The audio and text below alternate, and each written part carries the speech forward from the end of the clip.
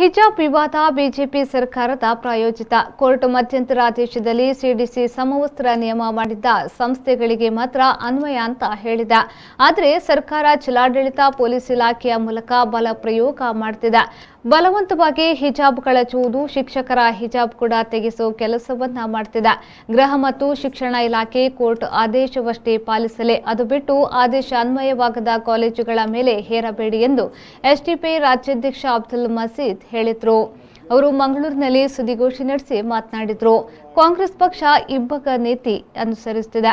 ಕಾಂಗ್ರೆಸ್ ನಿಲುವು ಸ್ಪಷ್ಟಪಡಿಸಲಿ. ಕಾಂಗ್ರೆಸ್ಗೆ ಮುಸ್ಲಿಮರ ಓಟು ಬೇಕು, ಆದರೆ ಅವರ ಜ್ವಲಂತ ಸಮಸ್ಯೆ ಬೇಡ. ಡಿಕೆ ಶಿವಕುಮಾರ್ ಮುಖಂಡರಿಗೆ ಹಿಜಾಬ್ ಬಗ್ಗೆ ಮಾತನಾಡದಂತೆ ನೋಟಿಸ್ ಮಾಡ್ತಾರೆ. ಡಿಕೆಶಿ ಸಾಫ್ಟ್ ಹಿಂದುತ್ವದ ಮೂಲಕ ತಮ್ಮ ಸಮಾಧಿಯನ್ನ ತಾವೇ ತೋಡ್ತಿದ್ದಾರೆ. ಆದರೆ ನೀವು ಅಸೆಂಬ್ಲಿಯಲ್ಲಿ ಈ ವಿಚಾರವೆತ್ತಲು ಗೊಂದಲದಲ್ಲಿರುವುದು ಈ ರಾಜ್ಯದ ದುರಂತ. ಪ್ರತಿಪಕ್ಷಗಳು ಕಲಾಪದಲ್ಲಿ ಈ ಜ್ವಲಂತ ಸಮಸ್ಯೆಗಳ ಬಗ್ಗೆ ಧ್ವನಿ ಎತ್ತಬೇಕು ಎಂದು ಹೇಳಿದರು. ಬಿಜೆಪಿ ಸರ್ಕಾರಿ ಪ್ರಾಯೋಜಿತ ಒಂದು ವಿವಾದ ಏನು ನಡೀತಾ ಇದೆ ಹಿಜಾಬ್ಗೆ ಸಂಬಂಧಪಟ್ಟಂತೆ,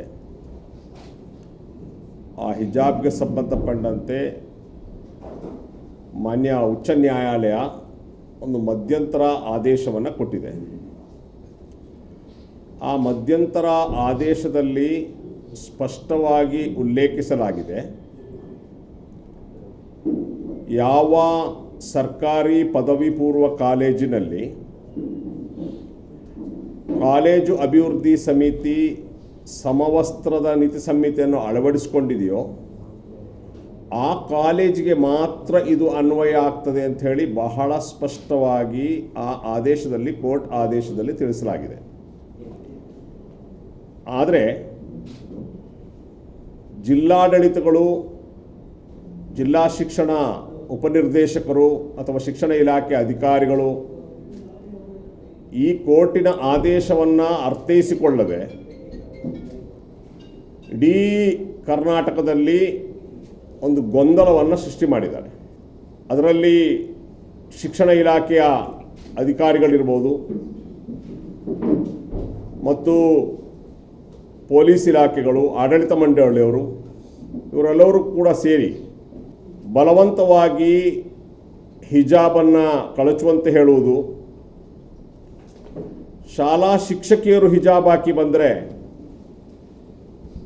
ಅವರನ್ನು ನಡುದಾರಿಯಲ್ಲಿ ನಿಲ್ಲಿಸಿ ಹಿಜಾಬ್ ಕಳಚಿರುವಂಥದ್ದು, ಕೆಲವು ಮಾಧ್ಯಮಗಳು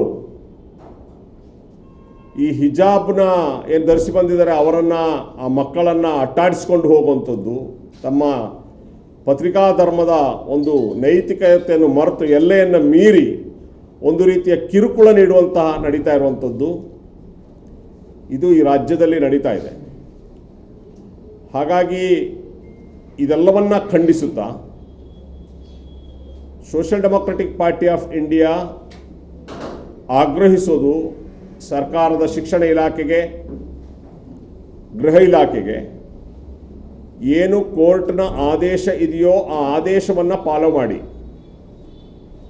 ಆ ಆದೇಶದ ವಿರುದ್ಧ, ಕೋರ್ಟಿನ ಆದೇಶದ ವಿರುದ್ಧ ನಡೆದುಕೊಳ್ಳುವಂಥ ಎಲ್ಲ ಶಿಕ್ಷಣಾಧಿಕಾರಿಗಳು ಯಾರೆಲ್ಲ ಇದರ ವಿರುದ್ಧವಾಗಿ ನಡ್ಕೊಳ್ತಾರೆ, ಬಲವಂತವಾಗಿ ಈ ಆದೇಶ ಅನ್ವಯವಾಗದ ಶಾಲಾ ಕಾಲೇಜುಗಳಿಗೆ ಇದನ್ನು ಬಲವಂತವಾಗಿ ಹೇರುವಂಥದ್ದು ಮಾಡಿದರೆ ಇದು ಕಂಟೆಂಪ್ಟ್ ಆಫ್ ಕೋರ್ಟ್ ಆಗ್ತದೆ. ಅಂತಹ ಒಂದೊಂದು ಶಿಕ್ಷಣಾಧಿಕಾರಿಗಳ ಮೇಲೆಯೋ ಅಧಿಕಾರಿಗಳ ಮೇಲೆಯೋ ಮುಂದಿನ ದಿನಗಳಲ್ಲಿ ನಾವು ಕಂಟೆಂಪ್ಟ್ ಆಫ್ ಕೋರ್ಟನ್ನು ನಾವು ದಾಖಲಿಸಲಿದ್ದೇವೆ.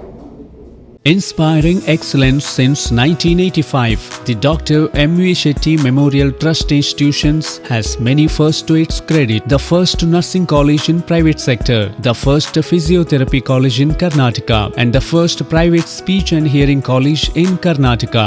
The trust hosts 9 colleges and centers for physiotherapy, speech and language therapy and special school. Quality education, high professionalism and overall development is the hallmark of Dr.